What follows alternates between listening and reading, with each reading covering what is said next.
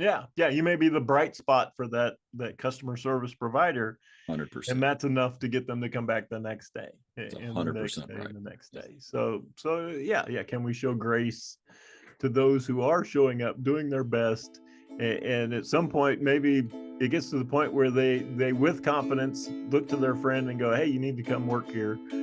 This is a pretty good place." Right? Man, And now we start to add people back to the system. that is your sign that the spiral is broken. Yeah, that's a Hmm. beautiful thing. Welcome to It Doesn't Take a Genius. A quick tip before we get started. Nervous public speakers have often used the trick of visualizing their audiences in their underwear to calm their nerves. You may want to try that as you watch Mark and Mike. After all, neither one of them is wearing pants. I'm just saying. Yeah. Ramsey. Marshall, it is a pleasure to see you, and I'm just gonna start off with an observation right out of the gate. I've known you for 2 decades. I hope you don't mind me giving you some direct observations about things I've noticed about you. I find your observations to be a gift. Well, thank you for that. So here's my gift. I'm not saying things are bad. I'm just saying that in the last year or so, it seems like you get a little twitchy eyed when you relate some experiences you've been through. And I wonder, is that possibly why we're talking about what we're going to be talking about today? Oh, 100%. Yeah, I've been having some experiences in life, and I'm pretty sure other people, I don't want this to just be about me, but other people are having the same struggles. And so I just started to do some investigation, Yep. and even had some workshops where the workshop participants, managers, are talking about um, the struggles that they're having both from providing service and getting service. Yep. And so yeah, it seemed like I think I was in a little bit of a protective bubble. I hadn't gone outside of many of my normal venues. But I had my brother passed away in January, Yep. and this forced me to deal with a whole bunch of entities that I hadn't dealt with previously. Yeah. And so everything from hospitals and doctors and attorneys Yep. and funeral homes and hotels Yep. and planners and just restaurants, and what I've noticed is everything is bad. It's just bad. Nothing. Right. This could be the theme for the post pandemic world. Nothing is working like it did before the pandemic. Yeah. Yeah. I honestly, I do think that's very fair. I'm seeing it as well. And I'm not experiencing it. I'm not experiencing it in the middle of, dealing with a loss, dealing with a tragedy where your emotions are raw, where you're going to be seeing it so acutely, right? You're noticing all these things in all these new places that you didn't have to fool with before. But even I have to admit, I'll just go ahead and say it. I had a bad experience at Chick-fil-A yesterday. I'm just going to go ahead and lay it out there. What? It's happened once before, and the once before was very much explained to me once I met some Chick-fil-A owner operators, and I was like, "Oh, that's what happened." This one, it was hard not to just see it as somebody didn't really care about putting this sandwich together, and the person who handed it to me also didn't seem to care. They're just going through the motions right now. That's not what you expect to eat, especially Chick-fil-A, but that's not what you expect when you go out to eat, frankly. So yeah, so poor service, service that's not working the way you expect it to. And so you started digging on this, and I think you've come up. I told you, I think this ought to become a white paper. I think we need to publish this as an academic event. So you want to relate you got to tell them the title. I think what you call this is beautiful. Oh yeah. So yeah, it started with, okay, where did this start? How did we get to this point? Yeah. And so I've coined the phrase the customer experience death spiral. So yeah, the Trademark customer. Mike Marshall, Success Amplified, Yeah, yeah. 2024. Trademark Ricky Bobby. Cannot be used without express written permission. The customer experience death spiral. So how did we get here? Yeah. And so the pandemic happened. Everybody was off work, right? Everybody was home. They were getting nice government checks. And then as businesses started to open up, a lot of people didn't come back to work. Yep. So there was this, it began with this worker shortage. And so, I remember going to a restaurant and I was so excited because I walked up to the restaurant and I noticed there was probably 20 open tables. Yeah. And I'm like, oh man, I'm going to get a table. I don't even have a reservation. This is awesome. And I walked up and I said, hey, we'd like to get a table. And the lady's going, well, it'll be a 2-hour wait. And I didn't even have to say anything. I just kind of looked over at the tables and her little head dropped and she's like, I know we have open tables, but we don't have anybody to wait on them. Yeah. It's going to be 2 hours. Yeah. Yeah. And our local pizza joint, that's been there forever and is phenomenal food, they just don't even bother opening on Sundays. It's not a religious conviction. They ain't got workers. Oh yeah. So they miss out on Sunday traffic, Yeah, we had restaurants in my hometown that closed. Yeah. Oh yeah. Same here. Gone out of business because they couldn't get workers. All right. Yep. So now you got the worker shortage. Yep. So now the result of that is, and it's the front and back, right? Like I said, I experienced this in highly professional fields and frontline fields, the whole gamut. So now you're getting poor service. Yep. So yeah, this service is it's not living up to expectations. It's not the standards that I was previously used to. It's just. Yep. Yeah, I actually had this thought. I don't even know if I should share this, but I had this thought, right? We're at this fairly nice restaurant. Lady comes up to wait on us. You could tell the order was going to be wrong. Things were just not going well. And I looked at the other people at the table and I said, before the pandemic, that person wouldn't have got an interview here. Yeah. Yeah. And now they're the head waiter. Right. So there's this mixed match of patchwork quilt of employees that people were just trying to put in place. So now I've got a worker shortage, which causes poor service, which causes angrier customers. Right. And so can I back up for a second before we start talking about the angrier customers? Sure. You made a point to me that you think that is the tipping point when the poor customer service happens. Mm-hmm. And so I just want to acknowledge the tension here. Do I shut down tables and go to a 2-hour wait? Do I keep all the tables open and try the best I can? But either way, I think you shared, I don't know if this is a quote or just a summary, but a Gary Vee statement, Vaynerchuk talking about that it's not a mistake, it's a sin. From the customer perspective, you're choosing to give me worse service, and you didn't ask for a discount in the price or anything like that. You're basically just kind of saying, well, we intended to give you good service, so have some grace with us. Right. That's what's happening, right? That's what it feels like. That's such a good point. I checked into a 5-star. I'm not going to name the brand, but if I, they also serve a Waldorf salad at this restaurant. Oh my, you went there. Okay. So I check in and the guy says, all right, we don't clean the rooms every day anymore. So right. If you want your rooms and stuff done, we don't do that. If you need additional towels, washcloths, anything like that, they're right here on this bookcase. Ooh. Just come down and get whatever you need. Whoa. Wow. You're like, okay, yeah, at the Motel 6, I am down with that. I am so good with that. Yeah. But for the price this hotel charges, yeah, it seemed like, there was this, we had poor service and there was nobody that seemed to be apologizing for that. Nobody that, saw that as an issue. And to Gary Vee's point, right? Was there a discount? Right. for the money that you're saving for me pitching in and doing some of the work. Right.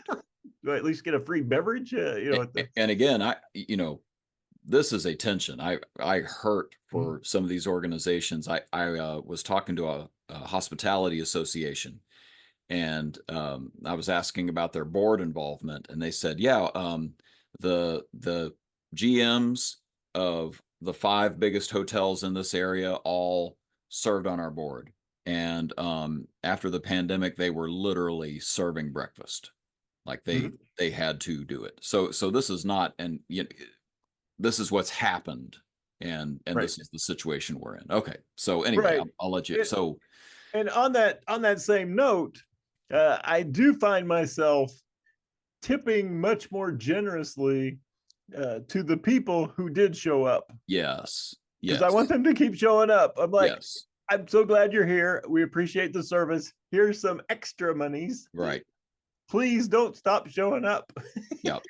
We know it's hard. We know you're doing the work of 2 or 3 people, but it is appreciated.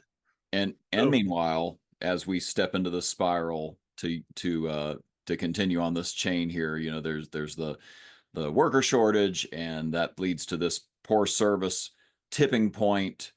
And you say that the sort of the next step is not a lot of people tipping extra. You say that it's angrier customers. Oh yeah, and this idea started to gel in my head. I was talking to a manager from one of our dealerships, and he asked, right in front of the group, he's like, "Do you think customers are angrier than they've ever been?" Yeah, and as somebody who always tried to take the side of the team members, the managers, the people providing the service, I'm like, absolutely. Yeah. And then as somebody who's experienced just these woeful experiences, I find myself quicker to anger. Yeah. And sometimes it just comes out as disappointment. Right. Or you just put your head down and go, I've experienced this everywhere I've been. I'm not surprised. This experience is going to be disappointing as well. Well, and you've got, frankly, so many things happening with the economy. I mean, people are coming in with some post-pandemic trauma, and their budgets are pretty tight or have really changed. Even some wealthy folks, and you've got people that are experiencing this more and more.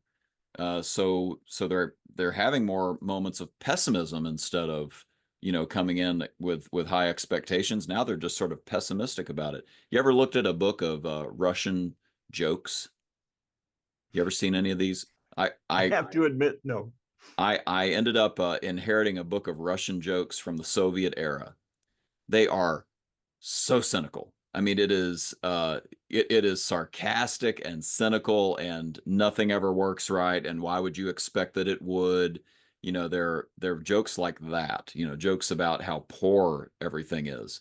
And I feel like we're kind of like, what I hear you describing is us tiptoeing toward that. I think the political scientists call it social capital, where you and I are voluntarily working with each other. Like we're choosing to put some trust in each other and work out a little bit of our relationship, cooperating with each other. And some companies, some corporations, some countries, some cultures have that more than others. There's more social capital some places than others, and it seems like right now we're leaking social capital. So the angrier customers, the disappointed customers, kind of is the next step in that. So I can see it. Oh yeah, and you shouldn't extrapolate your previous experience on the current experience. Yeah, but you are carrying it forward. But there's all this anecdote floating around in our head, right? All these stories and experiences, and it's hard not to. Yeah. So the angrier customers, and this is where the spiral starts to loop back on itself. So now I've got angrier customers, and now I've got fewer people who want to work in these frontline positions. Why would I work there? They're so mean to me. my God, customers are awful. I'm not gonna, Yep. I'm not gonna work there. Yep. And so it also comes down to reputation. Yeah. So if I hear right that line of work, or maybe even that particular business seems to have a lot of angry customers, Yep. I don't want to go work there, Yep. right? I don't want to be part of that and experience that disappointment, that anger that's coming from the Wait a customer. minute. If they're saying people don't want to work there anymore, we're going to have another labor shortage. Yep. It's almost like the cycle. It's a Yeah. vicious cycle.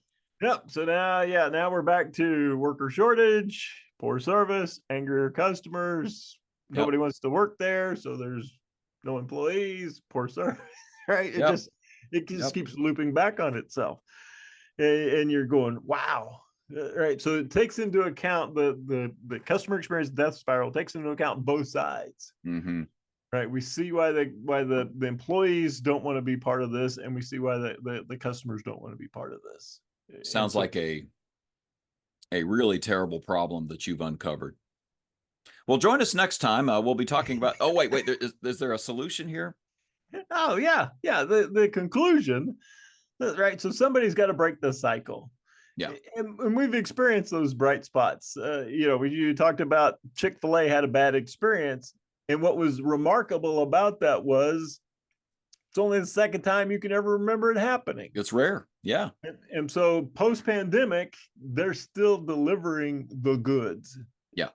And I've run into other organizations where, and the good news is they stand out dramatically when they do what they say they're going to do. They execute in a timely fashion. They have professionalism, expertise, and you can trust what they say. Yeah. So, and there's the mindset to go into everything we're about to say, because if you can be the organization who beats the death spiral, oh my gosh, what a time to own the competition, right? Whatever your market is, you can be seen as such a leader here if you can get a hold of this and break that tipping point, that cycle. Oh yeah. This is a license to print money. Yes. If you can, pry yourself out of the spiral, provide a differentiated experience. And the good news is, at this point, people's expectations are so low, it's not hard to clear the bar. That's right. That's exactly right.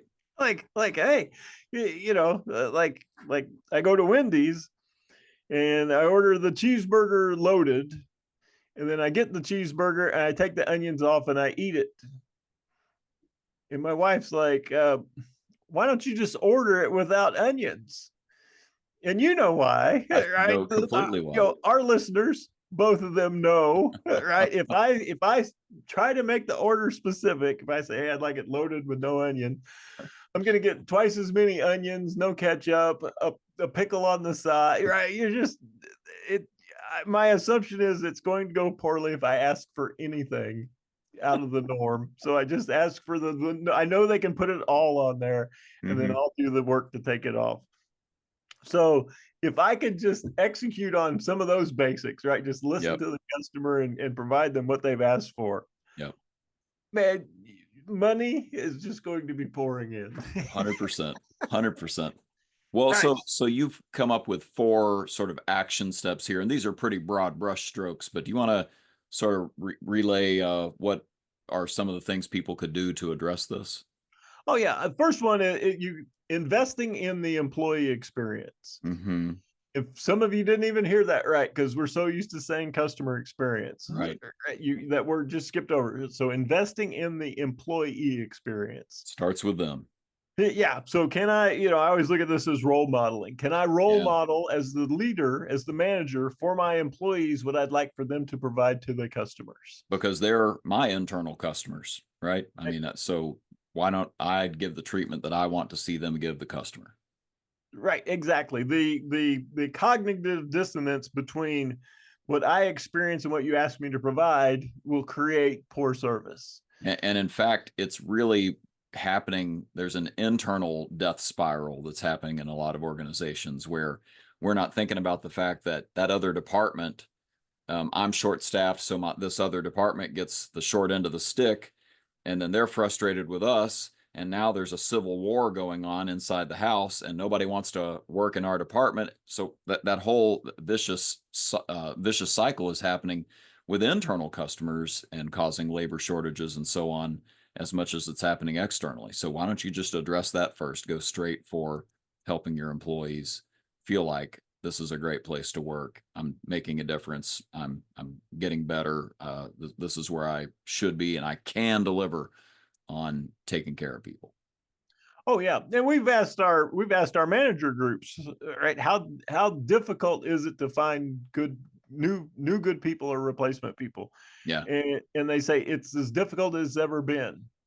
So that means we should do what? Love on the people that we have. Yep. The people who are showing up, who are pushing through this death spiral. Can we make them feel valued and appreciated? Yeah. What are the big and little things that we could do to make their lives a little bit easier? Whether it's pressing their uniforms for them, or making sure that they got parking spots, or whatever these little things are that say you're valuable, I care, and we want you around. Yeah, thank you for saying that. It's little things that show leadership's paying attention to the concerns we have, anticipating problems we're going to have, checking in with us.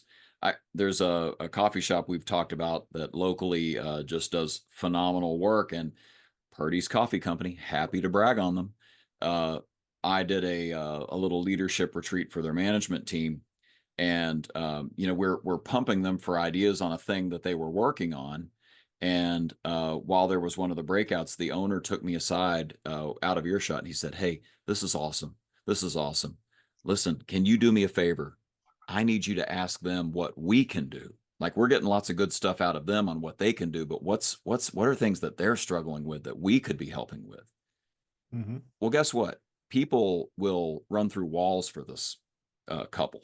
That they're phenomenal employers, and it's because of that paying attention, listening, trying to figure out what are the things that would make the experience better. How could we help?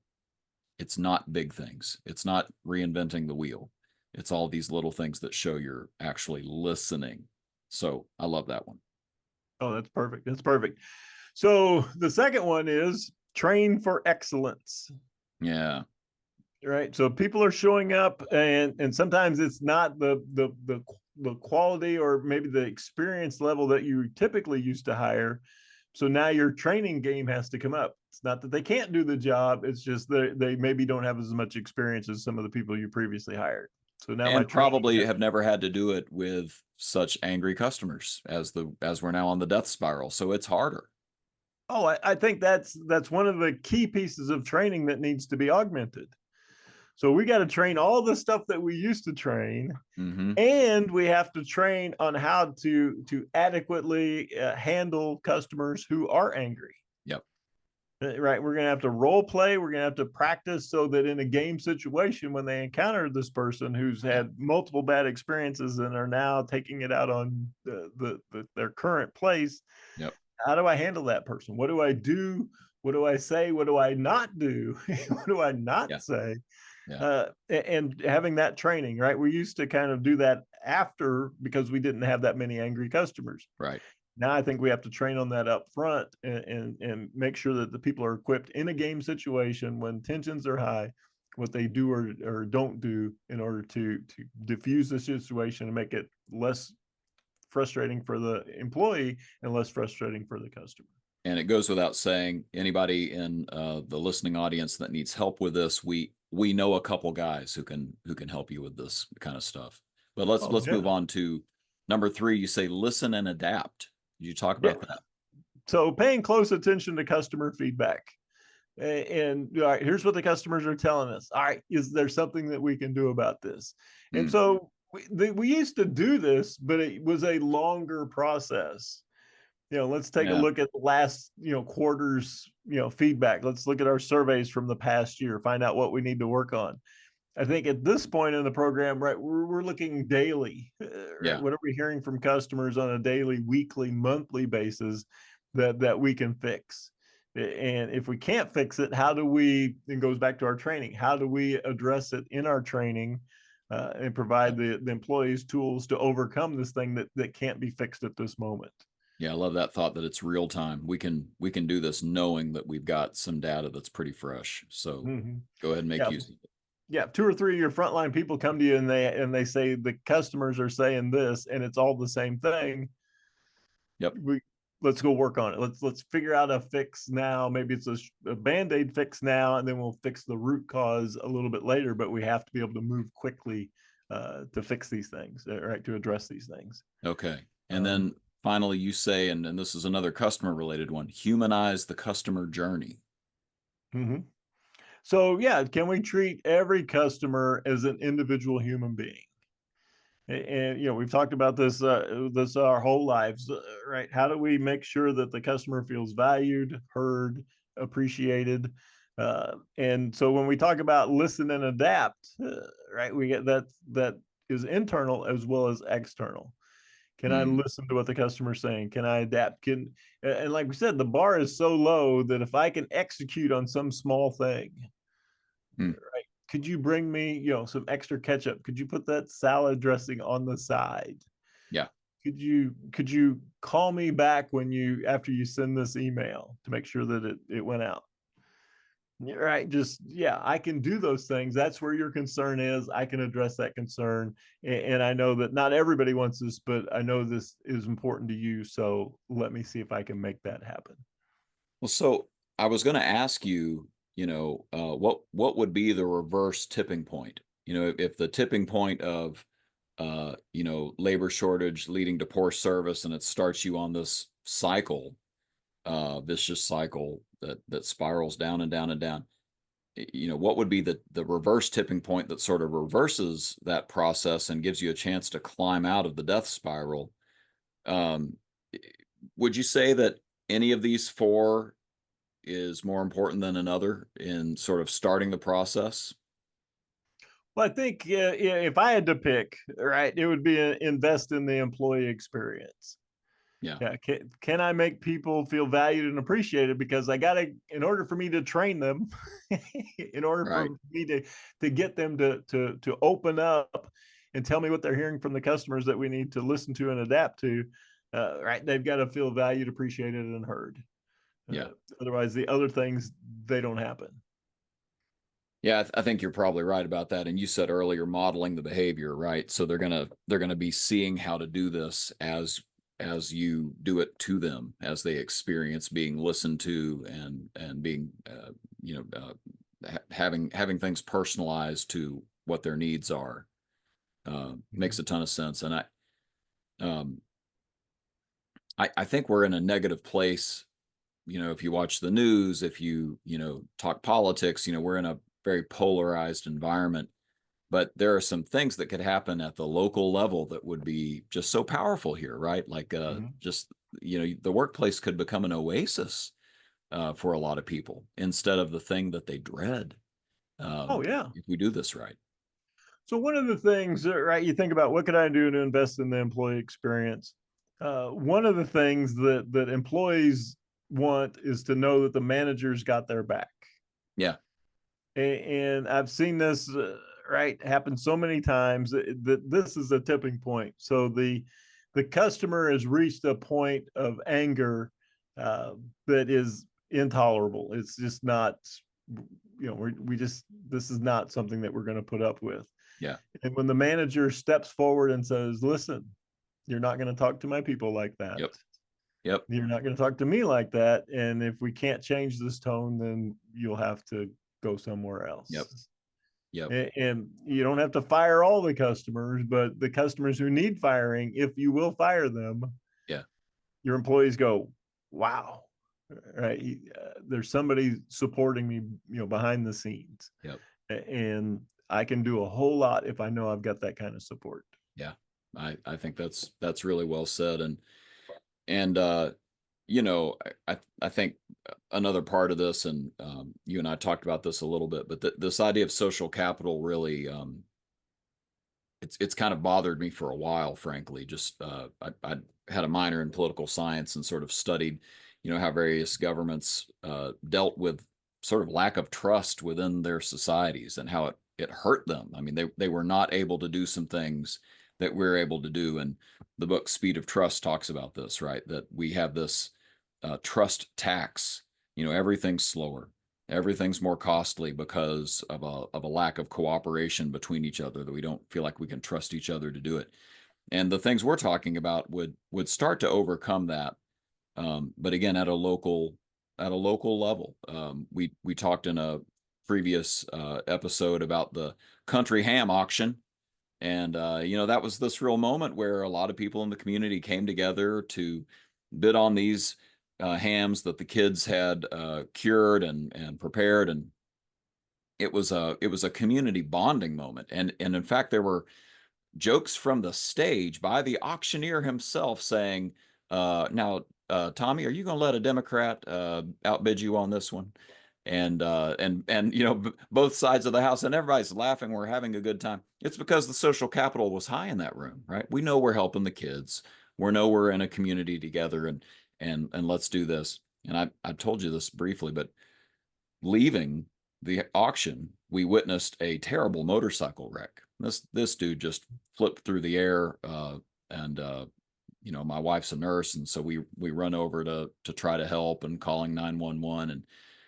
And we were the car behind him. He passed us. We were the next car going when he got hit, and we still were not the first ones on the scene. When we got to this dude, he already had somebody else on the phone. He had a lady holding his head still, praying for him. He had a guy that was, yelling at him, saying, stay awake, buddy, stay awake. What's your name? What's your name? People were grabbing, cloth to tie off his legs. He had a pretty bad wound. It was, we pray, and I invite my listeners to pray for Jim, who we don't know what happened because he got whisked to, another city in an ambulance. But it's pretty cool. It was a pretty cool moment to see everybody say, you know what? Whatever our differences, we can come together on this and really help somebody. Let's do that. I don't know why businesses are any different, right? We have value that we bring our customers. We're helping them with needs, and we can help solve issues and make their life better. And why don't we just do that? Why don't we get together and do that? Why don't employers do it for their employees? There are all these moments where we can say, you know what? I'm going to spend some social capital. I'm going to spend some of that capital and help the people around me. And of course, what happens is when you spend social capital, you make social capital. The trust in the system goes up. So I hope our listeners pick up on one of these action items and take it and run with it. These are opportunities to pull out of the spiral and not just save your business, but it's going to feel really good too. It's going to be good for your community. Mm-hmm. Well, and as you're talking, I'm thinking, right, why can't customers do this for these businesses? That's exactly right. Yeah, I saw it the other day. There was a line, and all these trays were stacking up. So I just went over and stacked them. Yeah, I've done that. Yeah, why not? Right? Yeah. If you see some trash on the ground, pick it up. Right? Anything you can do to break this cycle. Yeah. And demonstrate. Right? We talked about humanizing the customer journey. Can we humanize the customer for the team members? Yeah, my kids are probably going to, at some point in their lives, roll their eyes about how their dad is always talking about, now, are you thinking about what this business is thinking about right now? What's that employee trying to do right now? Because it's hard in our positions with our clients to not be really, really empathetic about what they're going through. There's just so much that they're wrestling with, and they're trying to help you, right? Now is a great time for all of us to spend a little social capital, trust and cooperate with some folks, and assume some good intentions and try to help out. Yeah. You may be the bright spot for that customer service provider.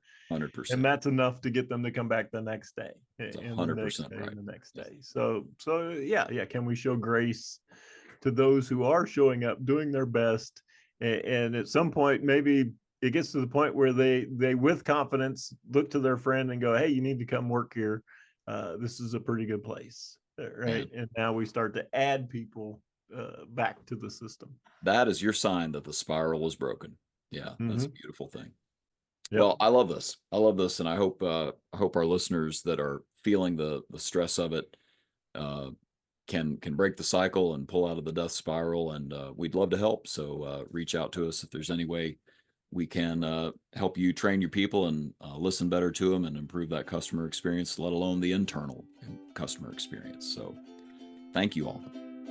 Absolutely. And speaking of great customer experience, you know, he's never let us down. It's true. Our announcer, take it away, Mr. Wolf. And there you have it, another session of contemporaneous extemporizing from Mark and Mike. I know it's redundant, but consider who we're talking about. As always, feel free to share the ideas you heard here. No rights are reserved, no permissions needed. Thanks. See you next time on It Doesn't Take a Genius. That's good enough.